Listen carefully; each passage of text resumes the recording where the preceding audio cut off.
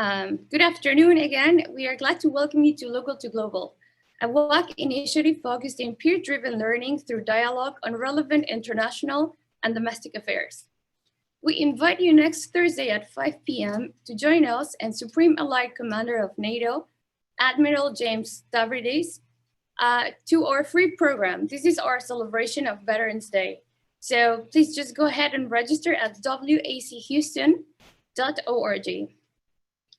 I would like to welcome you all with a cool fact. This year we commemorate the 100th anniversary of the passage of the 19th Amendment. This gave women the right to vote. So for tonight's program, we're honored to host Karen Adams. She is the treasurer of the Houston and Texas chapters of the National Organization for Women, NOW.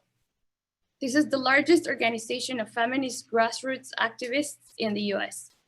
Karen, welcome. Thank you. Thank you. I've been with the National Organization for Women. Well, I've been a dues paying member for many, many years. I don't want to age myself, but since the 80s. And but I became as an active member when I retired after 33 years of working in the fields. And so in 2008 is when we actually kicked off. We reinvigorated now in Texas and in Houston, and we haven't been having meetings since COVID, but we normally meet at the Montrose Center on once a month, and we try to plan actions. And our primary focus recently has been on registering people to vote, which you'll hear later in the presentation. So I'm really honored to be a part of tonight's meeting. And so, shall I move on into the presentation, Viri? Not yet. She's gonna share a presentation, so we will not see the videos. But yeah, please go ahead. Okay.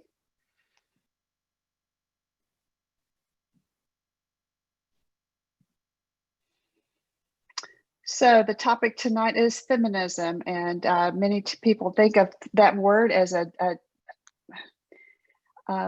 has many meanings, but for me, the meaning means equal rights for all people upon birth. And feminism, we're born unequal from the very beginning, as exhibited by the joy that many fathers have when they find out it's a boy. So from the very beginning. So equal pay, that's the bottom, that's one of the bottom issues, or our first issues, where women are treated unequally, that impacts everything else that happens. I realized as a young girl, I didn't realize it as unequal, but my grandmother's family had some land, and she had a sister, and as the family got older, they wanted to pass the land to their daughters, but their daughters couldn't be landowners, and so their husbands received the land. And it's a good thing they stayed married to them, because had they divorced them, then that land would have stayed with their husbands. Which I found out also later, that many times women of means did not get married for that very reason, because their hard-earned dollars and property would become that of their husbands if they were not to stay married. So when I was 18 years old, I saw a woman with a pin on that said 17 cents. I didn't know really what that meant. Sadly, that number is still the same. After all these years, I'm sorry, I'll get this right. So as for every dollar a man earns, women earn less, and it digresses from, I'm so sorry.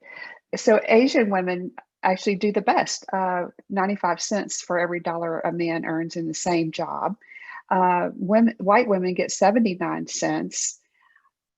Black women are 63 cents, and then Latino women are at the bottom of the scale, at 54 cents. And so as you can see, there is a discrepancy, and people talk about, oh, well, they just need to work harder.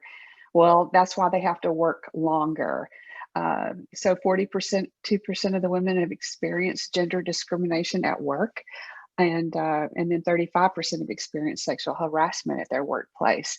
And I think many of us in the workplace can probably attest to that, especially if you worked in the 70s and 80s. It's still taking place. We see it in the news. Hopefully, the awareness is becoming more and more that at least people are being checked on that.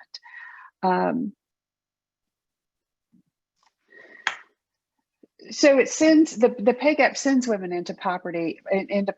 So basically, many women stay married because of what would happen to them economically if they left their spouses. So when a woman divorces her spouse, generally she and her child fall into the poverty level. So 35% of single mothers in the U.S. live in poverty, with 70% of those in poverty are women and children, and then 25.8 million children would be affected if we had equal pay.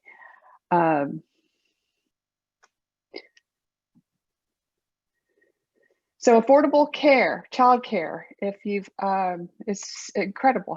It costs as much for childcare as it does to send a child to college. And so it's really impactful to whether they even can go to college if they've had to, their parents have had to pay all those years, all those dollars. And so, as you can see, the United States is the only developed nation without paid parental leave. A lack of affordable childcare is an enormous barrier to women participating fully in the economy. And according to the U.S. Department of Health and Human Services, childcare is affordable if it costs no more than 7% of a family's income. So by this standard, only 16% of Texas families can afford year-round childcare. And right now, it's even more difficult with COVID, as you know, we're hearing in the news. Many parents are having to really work extra hard to try to take care of their children and work at home, and it's a pretty bad situation right now. But just in the base case, can y'all see this slide with? We see it. Okay. So another, healthcare should be a human right for everyone, and women suffer in that area as well. Texas ranks pretty bad in all the areas, but 50th in the nation for women's healthcare insurance coverage, which is the worst in the country. So 1 in 4 Texas women are uninsured. Medicaid only covers postpartum care up to 60 days after birth. 80% of the maternal deaths are preventable, and 61% of the maternal deaths are women of color.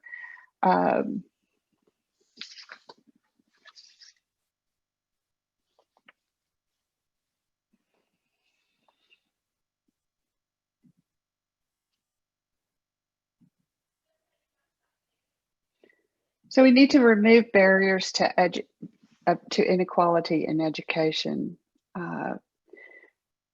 It's interesting that women of color have a significantly high barriers to higher education, yet they outpace their Hispanic and Black counterparts in degrees earned. So compared to white nation women, Hispanic and Black women earn less upon graduation, and they begin careers with much more debt. So I really find this chart pretty interesting if you compare salaries for men and women based on the levels of education.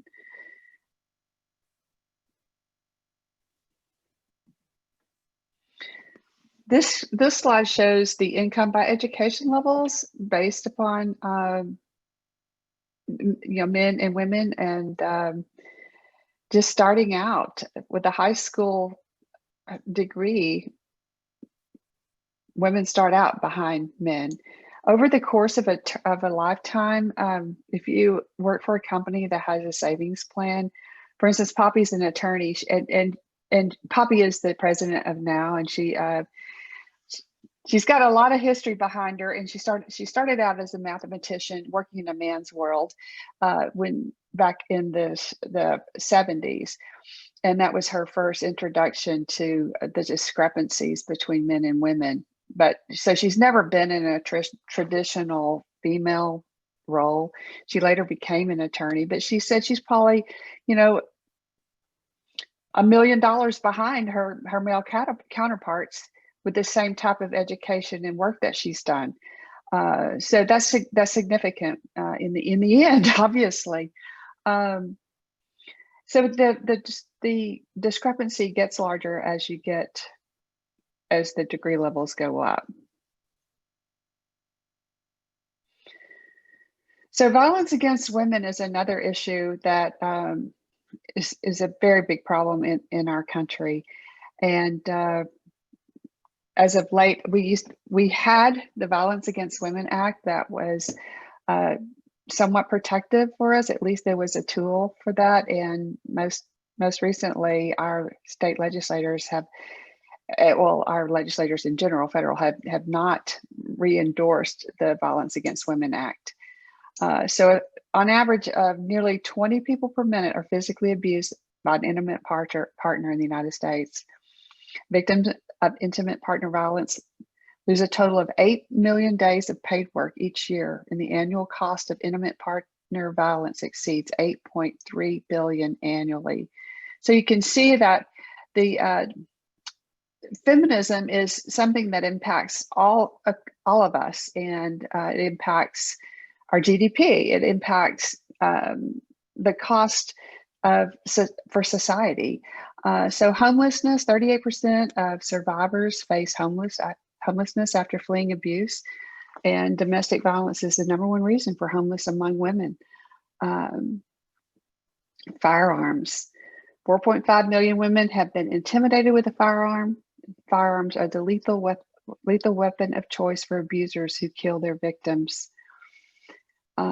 In Dallas, our group before COVID, they actually go in and sit in court with women who have been physically abused, because generally they don't have support from their family or friends. Either they can't be there for work reasons, or they're just not there. And yet the abuser will have a number of people there with them to advocate for them. And so in Dallas, they will go sit with them, and they actually were able to implement a program where the judges would remove guns if the person, because it's not always just the woman who's abused. Believe it or not, it can be the other way around. Or in same-sex partnerships, there can be issues. So it's not always male female, but that they were able to get a program in place where the judges would remove the guns from the home of the abuser once they were the charge. They were not just accused but convicted. 74% of survivors stay with their abuser for financial reasons, and 99% of domestic violence victims report financial abuse. So women who are financially dependent on their spouses are very vulnerable. Spouses can use that to control them. So equal representation. Before we go into this, I want to just share a little story too. Another thing that impacted my life, aside from the fact that my grandmother's property went to her husband. When I was in the 70s, after I got out on my own, one of the first things you want to do is establish your own line of credit. And so I applied for a credit card and had no idea. Back then, there was a store called Sears, and it was real easy to get a Sears credit card. And generally, one of the first things people would buy would be a washer and dryer or something like really fun like that. And I didn't realize that it was just that year that women could actually get a credit card. it wasn't always just a normal, they have to make a law to let women get a credit card. And there's been many things. Women could not have access to birth control without their husband's consent until 1965. I mean, it's it's not that long ago that many of these things happened. So the representation matters. A representation imbalance impacts women. Government policies do not improve the lives of women and children. So we need more women in government. We need them there to represent us, and women who know our issues, and not just men sitting at the table making decisions that they think are best for us. We need to be able to have our voice there, and so. It impacts whether women are directly affected by the lack of investment in products and services that are available. Women-owned businesses suffer the ramifications from less capital and resources. The cycle of barriers, lack of opportunities, and suppressed value continue. So this shows how we're represented across the board. So we have 23.7 U.S. congressional seats. As you can see, nothing is over, 23.7. In our state legislators, 23.8. Only 5% of Fortune 500 companies are represented by women. And 19.2% of the S&P 500 represented by women in board seats, and then 9% of venture capitalists. And so just like we knew with Ruth Bader Ginsburg, who was highly degreed. She was the first woman to attend Harvard Law School or Yale, and she was the only woman in the class. And she was the top person in her class. And yet when she graduated, she couldn't get a job because she was a woman. And so look what she went on to do for us. But it was a sad story for her then at that time. So freedom isn't free. We're going to have to fight for a better tomorrow. And some of the things that we've taken for granted, I think many things we've taken for granted just with COVID, sometimes even just to be able to go out with our friends. But we need to be sure people are registered to vote, and to help them understand the value of their vote, because as we're seeing right now, that people need to vote to represent their values. And 40% of people who were registered to vote could have voted, did not vote in this election. And that's pretty disgraceful if people think their votes don't count. It's really important. It's important as a family to help your children understand the value of a vote. I was lucky enough that my parents took me to the polls. I always thought it was like the Wizard of Oz or something. It was a whole different setup. You went into this booth with a curtain there, and I didn't know what was going on inside that booth. But it's a lot different now. But if you statistically, if a child is raised in a voting family, they talk about it. Then that child will grow up to be a voter too. So it's important to get our young people engaged early on. So I feel like everybody's probably registered to vote, but if you're not, you can go to harrisvotes. Well, in Houston, you can go to harrisvotes.com and register. If you want to check your registration, you can go to vote11.org. And let's see, I need to go back there. And you can see who's on your ballot and make your voting plan, and go to vote early. And always try to encourage your family and friends to vote. It's important to help to register other people to vote. In Harris County and Texas, you can become a volunteer deputy voter registrar by attending a class. It's about a 1-hour class, and then you can register other people to vote. And that registration is good for 2 years. Everyone's will expire at the end of this year, And so everyone will have to retake that training to become registrars so that they can continue to register voters after January 1st of 2021. And if you're interested in becoming one, you can check the information through your through the local county office. It's important to know who represents you.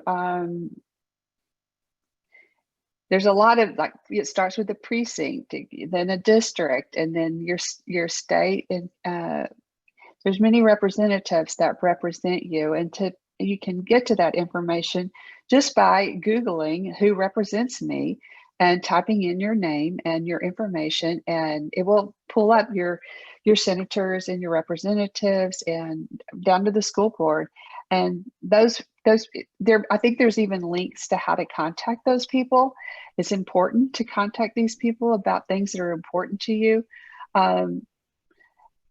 Many times we'll call and either send letters or write emails or make calls when there's something that displeases us, but we also need to call them when they do something right.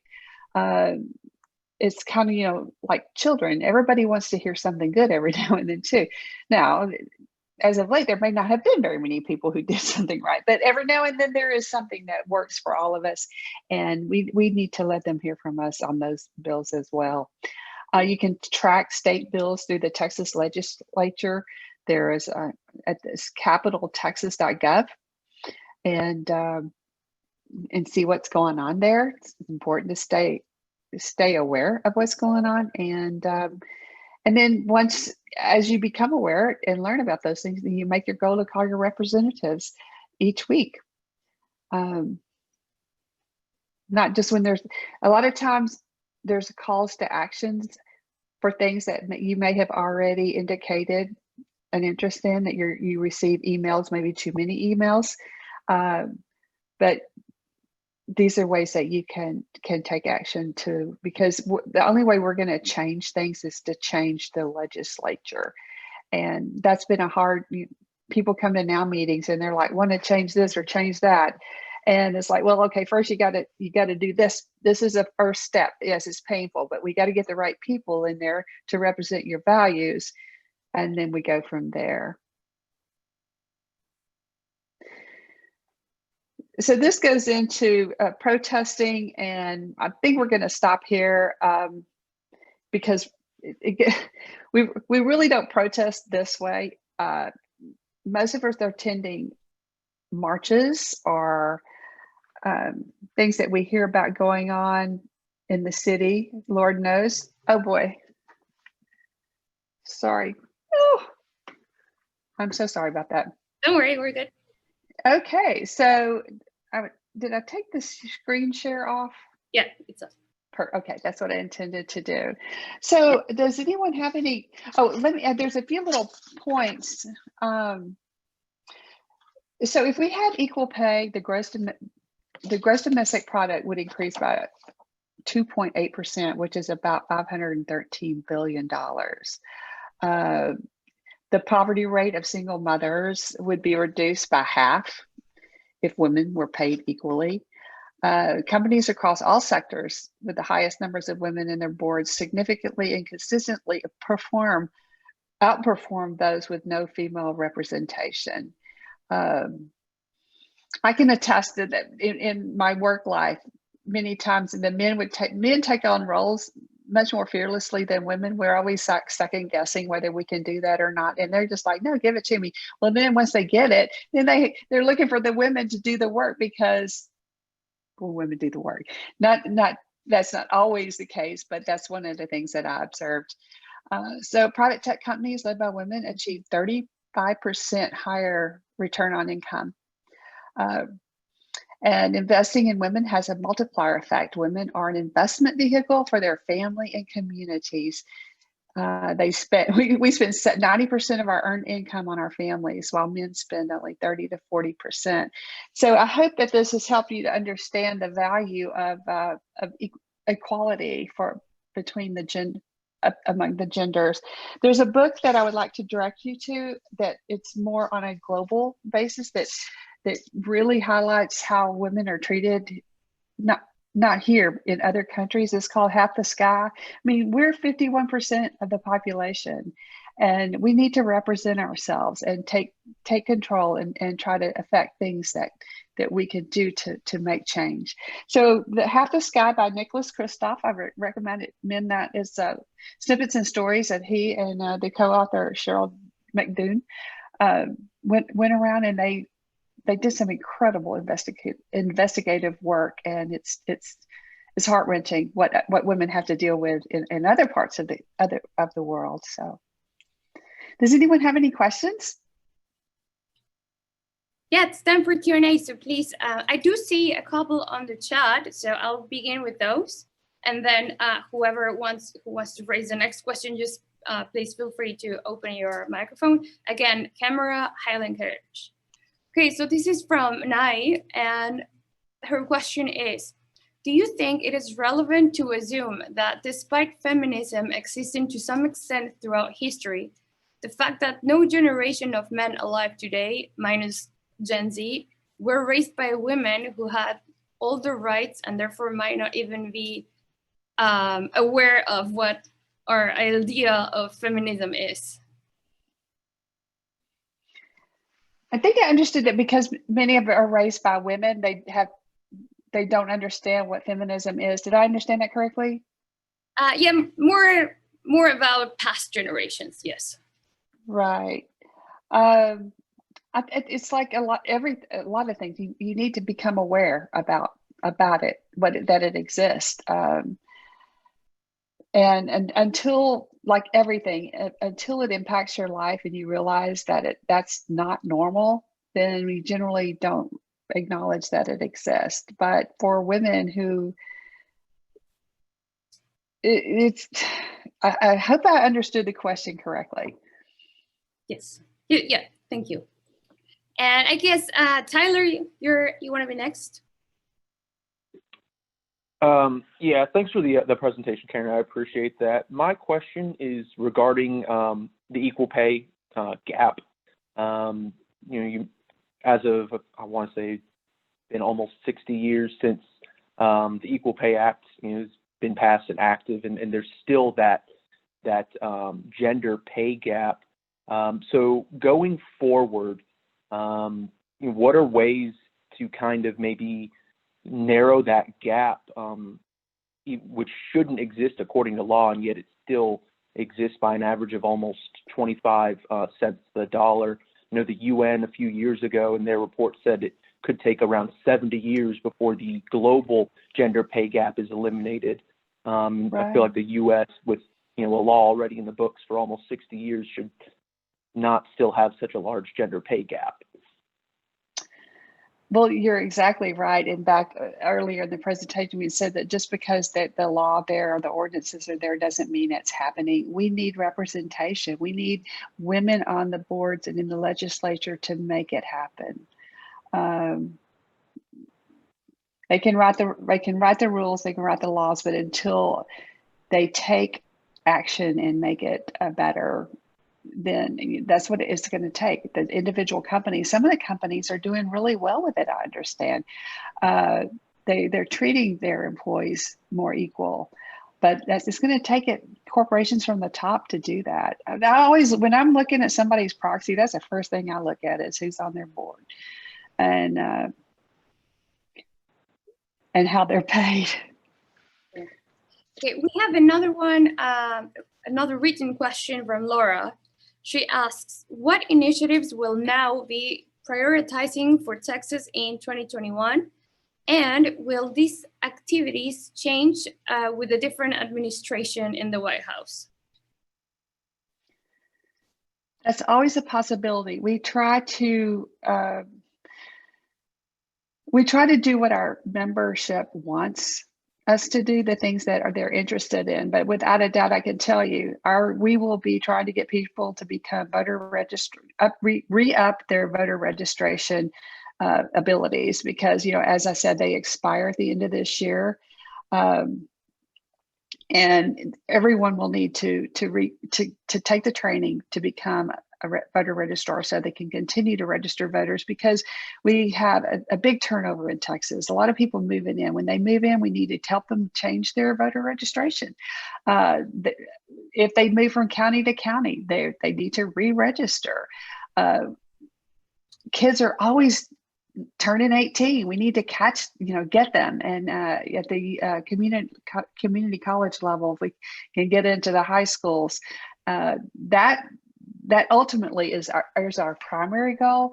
But as far as the new legislature, we're going to have to see what happens. Like women's rights, women's reproductive rights are really big for me. So we'll just have to address what doesn't get fixed, to put it bluntly, and within the core values of what now is, which is basically standing up for the rights of the underserved, and that's women and children, LGBT community, everything we've talked about as far as equal pay, violence against women, those issues. But certainly when we do have meetings, and we try to take the interest of those who attend and see where they want to go with that.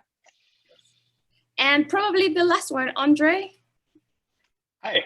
So very interesting talk. Thank you for all the information. So I'm an engineer, working in oil and gas over here, and I have a number of friends, obviously from undergrad, grad school, that have kind of stayed in the industry, and that I talk with on a regular basis. And I guess I wonder, about the numbers that you presented, and are they kind of like normalized for industry? You were kind of showing those numbers of a pay difference based on, a degree achieved, like high school, undergrad, higher degrees than that. And I wonder if any of that could be, how much of that could be associated, with kind of the disparity between the kind of fields that you see. For example, like in engineering, the STEM fields, we had maybe 10% is optimistic number of women in our department. And that was kind of the same from undergrad, graduate. And then you look at kind of the liberal arts, kind of like the health fields perhaps, and things like that, which are generally much higher in the women population. I think that's kind of like goes back to the percentage of kind of women on the boards and the companies and things like that. So if those numbers are representative of kind of the general sector of those businesses, right? So I don't know. I'm asking these questions. Yeah. It's across. It's normalized for across all the industries if you put them together. So I retired from oil and gas, and I was in HR for 16 years, and so at first I thought it's so cool to see these women. It was when women first went into the industry becoming engineers, and to sit and see them begin their careers. And since I was in HR, I also saw their salaries. And I thought it wasn't so great to be a female engineer anymore. Fortunately, I think we're getting better. I really do. I think with the awareness around it, I think that companies are doing better because they have to. And it's because of making people aware of the issues and making people feel more responsible. The presidents and CEOs of these companies are putting in, if they're forced to put in policies and you have women on the boards to help enforce them, then it's going to be better. But that said, there are companies that really do pay their people the same. But when you get into performance evaluations or those kinds of things, that's where I would see the changes. It's like, well, wait a minute, this girl, in my opinion, is really doing really well here, and he's not, but he's getting the raise and she's not. So it becomes very diluted, and that's really hard to capture. Well, thank you, Andrea. Thank you, Karen. Would you remind us the website, please, if people would like to find out more about NOW? Okay, well, our website is in pretty dire straits right now, but it's nowtexas.com. And we have a webmaster working on a new and improved. I was just sharing with Veri that we need to bring things more appealing to younger people. And that's what we're working on right now, but it's in nowtexas.org. Our national organization is now.org, and they have very good representation across the board of what the organization stands for. And then, each state has their own grassroots activities that take place because each state is different. So, Well, Thank thank you, you. everybody. Thank you, Karen. Again, this was wonderful. I hope you enjoyed a lot. Definitely, the statistics were eye-opening. And we hope to see you tomorrow. We have our Global Connections program at noon, and next Thursday again with Admiral Stavridis. Thank you, everybody, and have a nice evening.